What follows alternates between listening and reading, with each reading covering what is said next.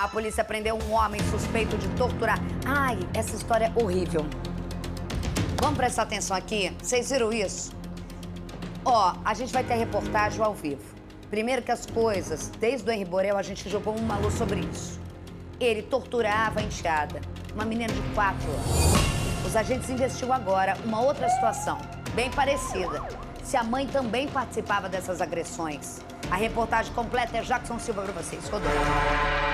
A imagem é de uma criança de apenas 4 anos de idade machucada. A menina foi internada às pressas neste Hospital Federal da Ilha do Governador, zona norte do Rio.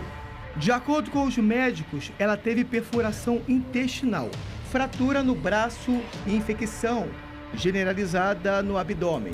A direção da unidade diz que a paciente foi levada no último dia 6 pela mãe, Amanda da Silva Corrêa. Amanda entrou por esta porta com a filha, que estava muito debilitada e com vários hematomas. Ágata foi socorrida e teve 4 paradas cardiorrespiratórias. Nesse momento, as mães têm as crianças internadas na unidade, ficaram revoltadas e tentaram espancar Amanda. A gente percebe que eram hematomas bem visíveis e que chocaram, inclusive, pessoas, de certa forma, mais leigas, já indicando um possível maus tratos. Segundo a Polícia Civil, a criança foi vítima de tortura com requintes de sadismo. De acordo com um delegado, os crimes foram cometidos pelo padrasto da criança. Israel Lima Gomes, de 25 anos, foi capturado em Paciência, na zona oeste da cidade. Em depoimento, Amanda disse que não sabia das agressões cometidas pelo companheiro e que a menina sofre de uma doença. Também falou que Ágata tinha sofrido um acidente, por isso estava com os hematomas, mas a polícia descobriu uma contradição. Em uma conversa no dia 20 de março, obtida pelos agentes, Amanda pede explicações ao companheiro sobre o porquê da menina estar vomitando e com muitas dores pelo corpo, e diz que ela não está bem. No dia seguinte, a mãe envia uma foto da criança para Israel e questiona os hematomas pelo corpo da filha. Ela diz que viu quando o padrasto deu uma joelhada na garota.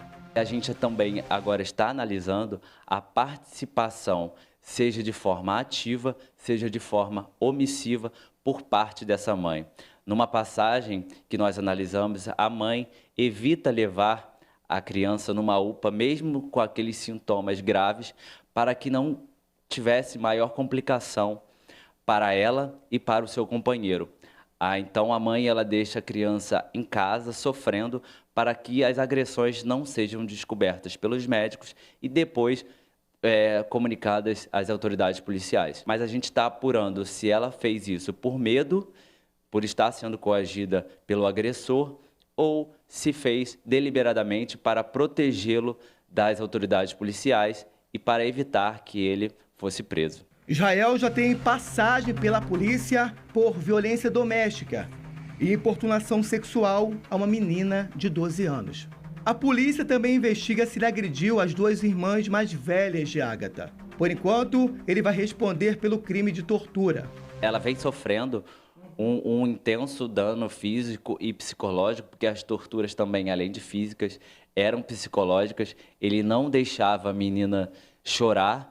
Ele queria que ela fosse forte e essa menina, então, a gente percebe que ela sofreu muito tempo sem conseguir falar para as próprias irmãs, sem falar até para a mãe. A polícia deixa um alerta para impedir que aconteça esse tipo de crime. Caso tenha a possibilidade de ouvir um grito, algo no sentido de pedir socorro, que um vizinho, alguma testemunha venha em sede policial, porque muitas das vezes os próprios pais, que são aqueles que têm que resguardar a integridade da criança, do adolescente, são coniventes com essa agressão, quando não são eles mesmos que agridem os menores. Nós vamos com o Jackson Silva, que correu para lá. O doutor Felipe Santoro conseguiu chegar aí. Doutor Felipe, lá, sempre muito parceiro nosso. Esses delegados, doutor Santoro, um abraço, obrigada. Que trabalho difícil, né, gente? Por mais que vocês estão, a gente como repórter, e agora o principal, Eu acho que o Henri Borel, ele veio para jogar uma luz de algo que já deveria existir. A gente, como jornalista, com essa coisa da gente mastigando, polícia também tem tanto problema, né, Bárcia? Mas assim, primeiro, o cuidado que você tem em primeiro avisar as pessoas, há uma investigação sobre, mas é preciso saber se a agente garantidora dessa criança também participava. Isso tudo com perícia. Se ela tinha marcas de agressão antes e tudo mais. Vocês ainda estão nesse processo triste, né? Boa tarde, obrigada pela participação, Jack. Olá, Isabelle Benito, boa tarde mais uma vez. Doutor Felipe, muito obrigado pela sua participação. Queria só fazer, Isabelle, uma observação que ontem estive mais cedo, fui ao hospital, falei com algumas fontes de lá também. Olha que essas fontes falaram comigo. Ela chegou lá para socorrer a filha no dia 6, né, desse mês, correto? Chegou lá, aí os médicos perguntaram, por que desses hematomas? Ah, ela sofreu um acidente e no outro dia o cachorro mordeu. Olha só, para defender o marido, segundo as investigações. Para ter uma ideia do que ela fez para defender o companheiro, doutor.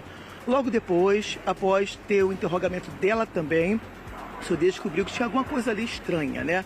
Uma mãe meio que mentindo para defender o companheiro, mas o pior de tudo é que a filha já estava sofrendo e demais, né?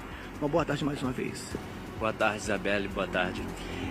A gente tem ciência de que essas agressões iniciaram pelo menos em março desse ano e com a conivência da própria mãe, porque em uma passagem ela deixa a filha em sofrimento para não levá-la na UPA para esse crime bárbaro não ser descoberto. É importante ressaltar que quando ela chegou no hospital da UFRJ, as próprias mães de outras crianças que estavam ali internadas já se revoltaram com tamanhas agressões que a menina apresentava, com a quantidade de hematomas, e já solicitaram a presença da Polícia Militar, evitando um linchamento dessa mãe, que inicialmente as mães acreditavam que era ela a agressora. Olha, Isabelle, antes do delegado falar com você, só mais uma observação. Veja só o que ela falou também no hospital. Falou que o companheiro fazia parte da milícia ali em Paciência e que por isso ela tinha medo. Mas a polícia descobriu que a história era outra, né, doutor? A prisão do Israel é justamente para que a mãe agora, que alegava anteriormente medo do Israel, possa então prestar uma nova declaração, agora livre de qualquer ameaça.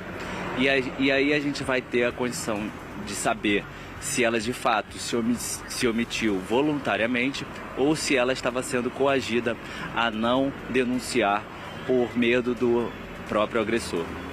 Isabelle Benito. Doutor Felipe Santoro, como mãe, eu sei que você é técnico e eu não preciso ser. Você tá certo, mas não há ninguém nessa vida que vá me ameaçar de morte e que eu vá impedir do meu filho ser torturado. Eu não quero aqui incitar nada, você tá super certo.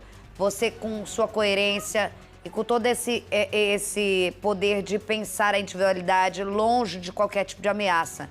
Mas é meio que óbvio que se ela não foi participante direta dessas agressões, a conivência por ser agente garantidora a ela dá um peso maior. Ela pode ser presa? A gente, então, Isabelle, como você bem disse, a gente tem que ser técnico, embora a gente esteja diante de um caso extremamente bárbaro que realmente comove a gente, ainda que como policial, como delegado, a gente está acostumado a assistir agressões e esse caso realmente comoveu toda a delegacia, então a gente trabalhou bastante sobre isso. Agora, a responsabilidade dessa mãe, a gente está apurando. Inicialmente ela alegou medo, mas a gente percebe que há de fato uma conivência. A gente vai reinterrogá-la para saber se agora, com Israel preso, ela conta toda a verdade que ela presenciou.